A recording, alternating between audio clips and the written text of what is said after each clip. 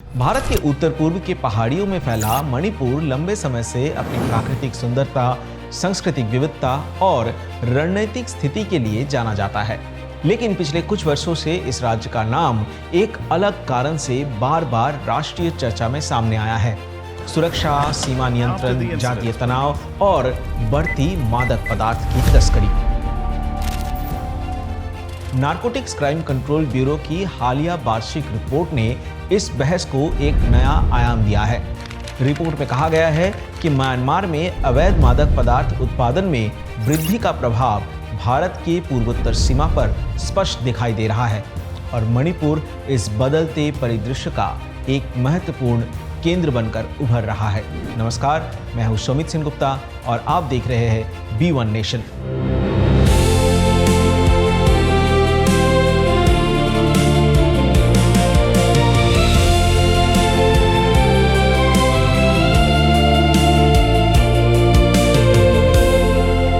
ये केवल कानून व्यवस्था का सवाल नहीं है, ये भूगोल, राजनीति, अर्थव्यवस्था, अंतर्राष्ट्रीय नेटवर्क, स्थानीय समुदायों और सीमा प्रबंधन, इन सभी के संगम पर खड़ी एक चुनौती है।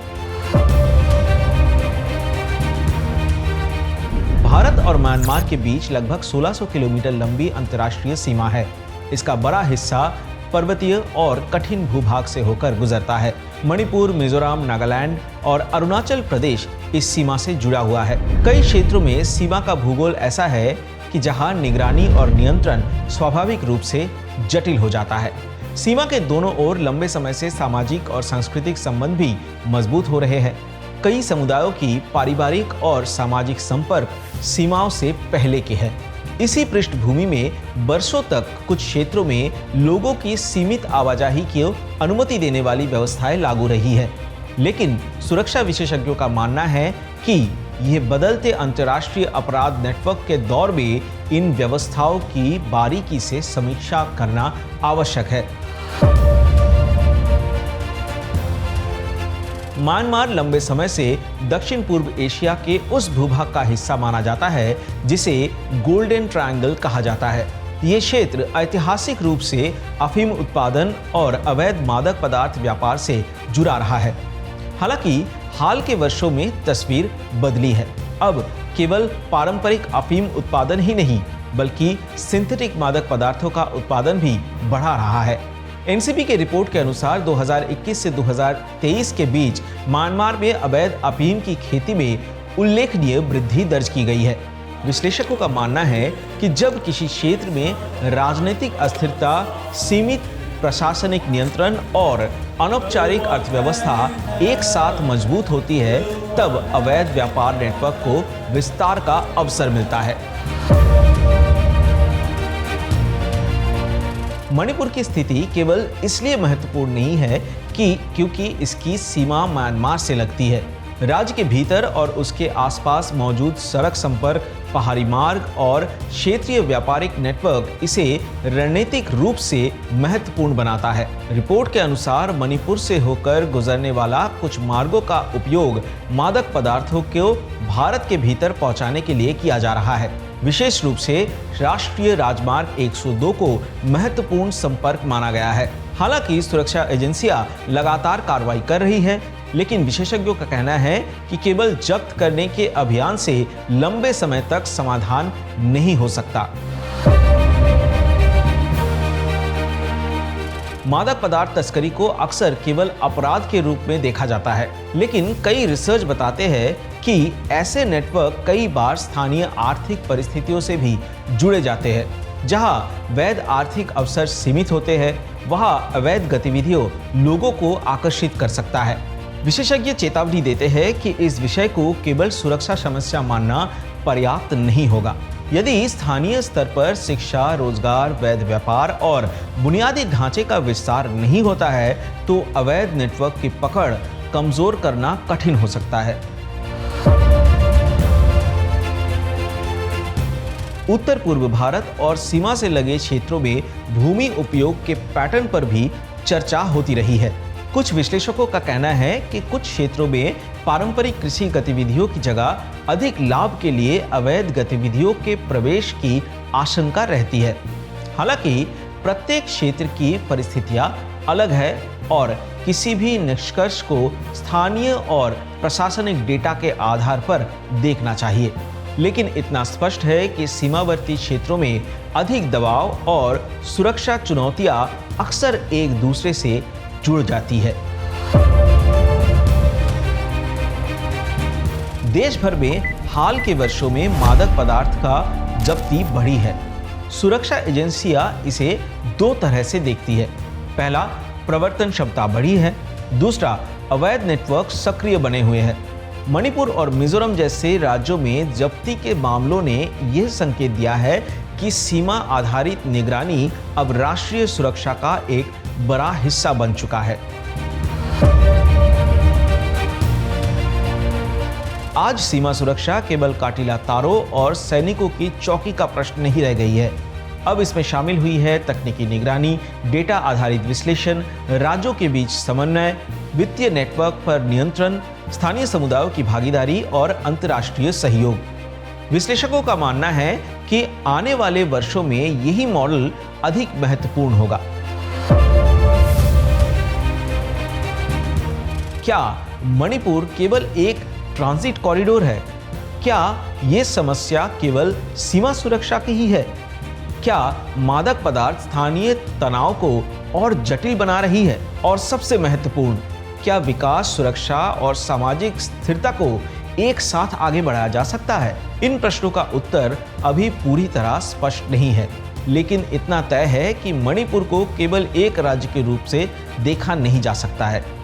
यह उस बड़े क्षेत्रीय बदलाव का हिस्सा है जिसमें भूगोल, राजनीति और अवैध अर्थव्यवस्था एक दूसरे को प्रभावित कर रहे हैं। मणिपुर को केवल सीमा सुरक्षा के संदर्भ में समझना पर्याप्त नहीं होगा। किसी भी सीमावर्ती क्षेत्रों की वास्तविक स्थिति केवल नक्शों पर खींची गई रेखाओं से तय नहीं होती। वहां रहने वाले लोग, उनकी अर्थव्यवस्था, सामाजिक संबंध, प्रशासनिक पहुंच और बदलते राजनीतिक हालात भी उतने ही महत्वपूर्ण होते हैं। इसी कारण जब मणिपुर को लेकर मादक पदार्थ तस्करी की चर्चा होती है तो उसके साथ कई अन्य प्रश्न सामने आता है। क्या सीमावर्ती क्षेत्रों में आर्थिक अवसर पर्याप्त है? क्या स्थानीय स्तर पर अस्थिरता अपराध नेटवर्क के लिए अवसर बन रहे हैं? और क्या सुरक्षा आधारित समाधान अकेले पर्याप्त होंगे? इन प्रश्नों का कोई सरल उत्तर नहीं है, लेकिन मणिपुर की वर्तमान स्थिति को समझने के लिए इन सभी परतों के साथ देखना आवश्यक है। मणिपुर लंबे समय से विविध समुदाय का राज्य रहा। राज्य का भूगोल भी सामाजिक संरचना को प्रभावित करता है। मैदानी क्षेत्र और पहाड़ी क्षेत्र दोनों परिस्थितियां अलग है। वर्षों से विभिन्न सामाजिक और रणनीतिक मुद्दों पर तनाव सामने आते हैं। हाल के वर्षों में कुछ घटनाओं ने इन तनाव को अधिक सार्वजनिक और तीखा बना दिया है। विशेषज्ञों का कहना है कि जब किसी क्षेत्र में सामाजिक अविश्वास, प्रशासनिक दबाव और आर्थिक असमानता एक साथ मौजूद है, तब बाहरी अवैध नेटवर्क के लिए जगह बनाना आसान हो सकता है। हालांकि इसका अर्थ ये नहीं है कि यह स्थानीय समाज और अपराध को जोड़कर देखा जाए। अधिकांश लोग सामान्य जीवन, रोजगार और स्थिरता चाहते हैं, लेकिन अस्थिर परिस्थितियां अक्सर सीमित विकल्प पैदा करती है। दुनिया के कई सीमावर्ती क्षेत्रों पर हुए अध्ययन बताता है कि जहां अवैध आर्थिक गतिविधियां कमजोर होती है, वहां अवैध नेटवर्क अधिक प्रभावी हो जाता है। ये प्रभाव हमेशा प्रत्यक्ष नहीं होता है। कई बार ये परिवहन, अनौपचारिक व्यापार, नगद लेन देन, स्थानीय संपर्क या छोटे स्तर की मध्यस्थीय भूमिका के रूप में सामने आता है। विशेषज्ञों का मानना है कि यदि स्थानीय अर्थव्यवस्था पर्याप्त अवसर नहीं देती तो कुछ लोग जोखिमपूर्ण गतिविधियों की ओर आकर्षित हो सकते हैं। इसी कारण विकास और सुरक्षा को अलग अलग नहीं देखा जा सकता है। मादक पदार्थों की चर्चा केवल तस्करी तक सीमित नहीं रहती है। स्वास्थ्य विशेषज्ञ और सामाजिक कार्यकर्ता लंबे समय से चेतावनी देते रहे हैं कि मादक पदार्थों की उपलब्धता का असर समाज के भीतर भी दिखाई दे सकता है। युवा आबादी, सीमित रोजगार और सामाजिक तनाव, ये तीनों मिलकर स्थिति को अधिक जटिल बना सकता है। हालांकि इन क्षेत्र की वास्तविक स्थिति अलग होती है और सामान्यकरण से बचना आवश्यक है, लेकिन ये चिंता लगातार उठती रही है कि यदि रोकथाम, पुनर्वास और जागरूकता साथ साथ न चले तो चुनौती और बढ़ सकती है। भारत म्यांमार सीमा की एक विशेषता ये भी रही है कि कई समुदाय के सांस्कृतिक और पारिवारिक संबंध दोनों ओर मौजूद रहे। ऐसी परिस्थितियों में सुरक्षा नीति बनाना आसान नहीं होता है। बहुत सख्त नियंत्रण स्थानीय जीवन को प्रभावित कर सकता है। बहुत ढीली व्यवस्था सुरक्षा चिंता बढ़ा सकती है। यही वो संतुलन है जिसे लेकर लगातार चर्चा होती रही। विशेषज्ञों का मानना है कि आधुनिक सीमा प्रबंधन का अर्थ केवल नियंत्रण नहीं, बल्कि मानवीय और प्रशासनिक संतुलन भी है। हाल के वर्षों में सुरक्षा एजेंसियों ने निगरानी और कार्रवाई दोनों बढ़ा दी है। इसमें शामिल है सीमा आधारित निगरानी, परिवहन मार्गों में जांच, अंतर एजेंसी समन्वय, डिजिटल ट्रैकिंग, वित्तीय प्रवाह की निगरानी, स्थानीय प्रशासन के साथ सहयोग। लेकिन विशेषज्ञ ये भी कहते हैं कि केवल कार्रवाई आधारित मॉडल पर्याप्त नहीं होता है। जब तक स्थानीय स्तर पर विश्वास और सहभागिता नहीं बनती, दीर्घकालीन परिणाम सीमित रह सकती है। मणिपुर की सामाजिक संरचनाओं में महिलाओं की भूमिका लंबे समय से महत्वपूर्ण रही है। स्थानीय बाजारों, सामुदायिक संगठनों और सामाजिक अदालतों में महिलाओं की सक्रिय भागीदारी रही है। विश्लेषकों का मानना है कि सामाजिक स्थिरता के लिए स्थानीय संस्थाओं को मजबूत करना भी आवश्यक है।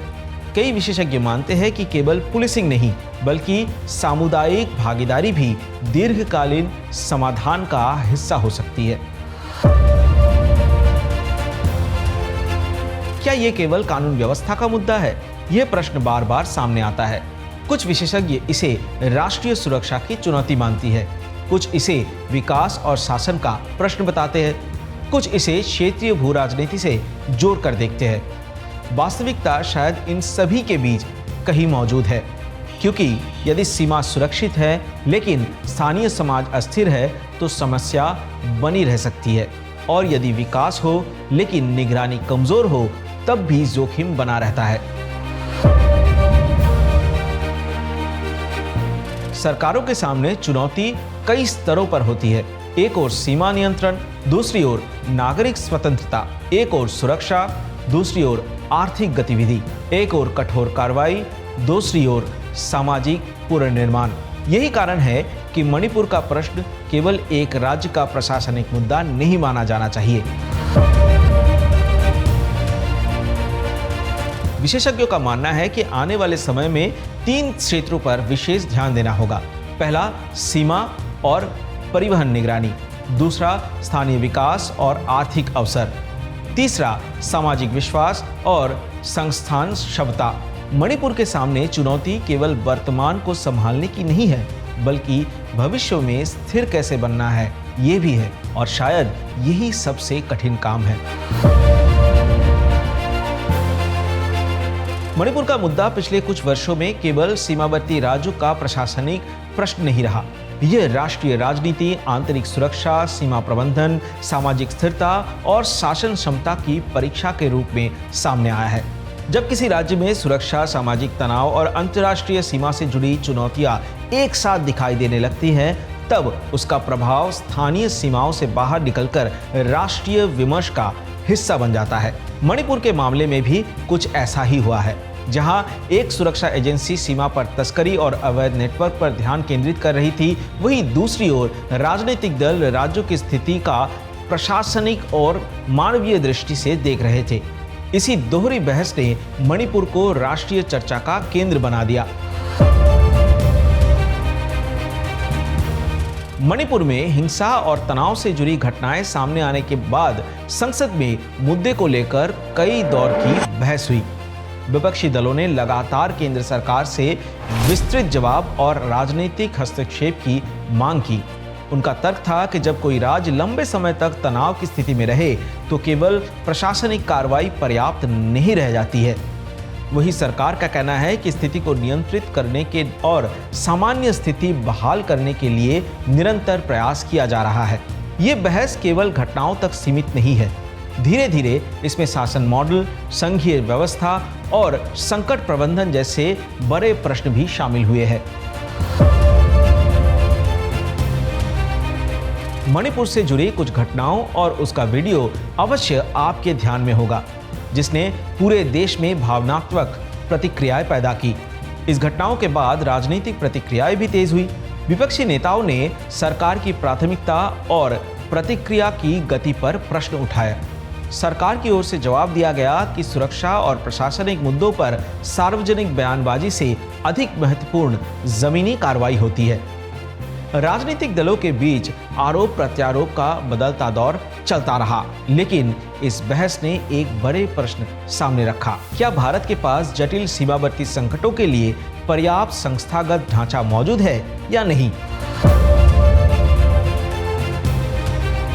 विशेषज्ञों का मानना है कि मणिपुर जैसे मामलों में केवल सुरक्षा बलों की तैनाती से दीर्घकालीन समाधान नहीं मिलता। यदि संकट के कारण कई स्तरों पर मौजूद है तो समाधान भी बहुस्तरीय होना पड़ता है।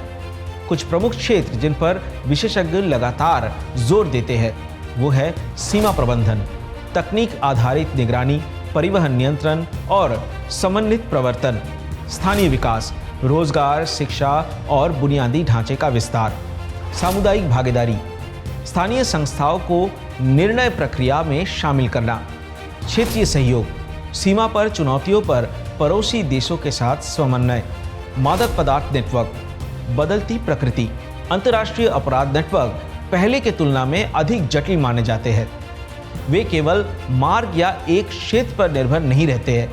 तकनीक, डिजिटल संचार, वित्तीय चैनल और बहुस्तरीय संपर्क इन नेटवर्कों को अधिक लचीला बनाता है। इसलिए विशेषज्ञ मानते हैं कि केवल पारंपरिक पुलिसिंग पर्याप्त नहीं होगी। डेटा आधारित विश्लेषण, वित्तीय निगरानी और अंतर्राष्ट्रीय सहयोग भविष्य में अधिक महत्वपूर्ण है।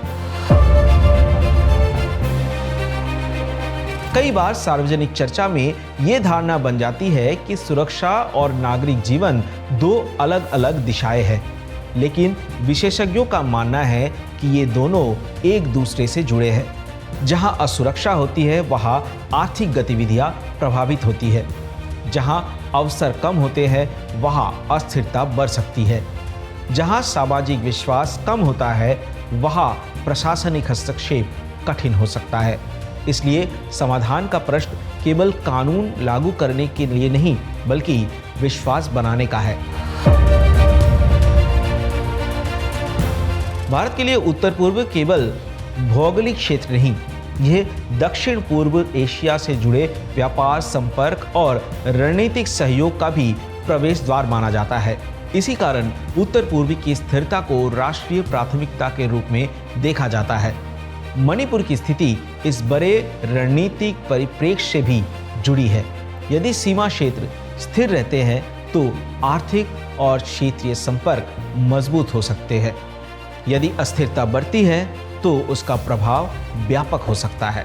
अगर आप ऐसी रिपोर्ट पसंद करते हैं तो चैनल को सब्सक्राइब कीजिए, लाइक कीजिए, कमेंट कीजिए।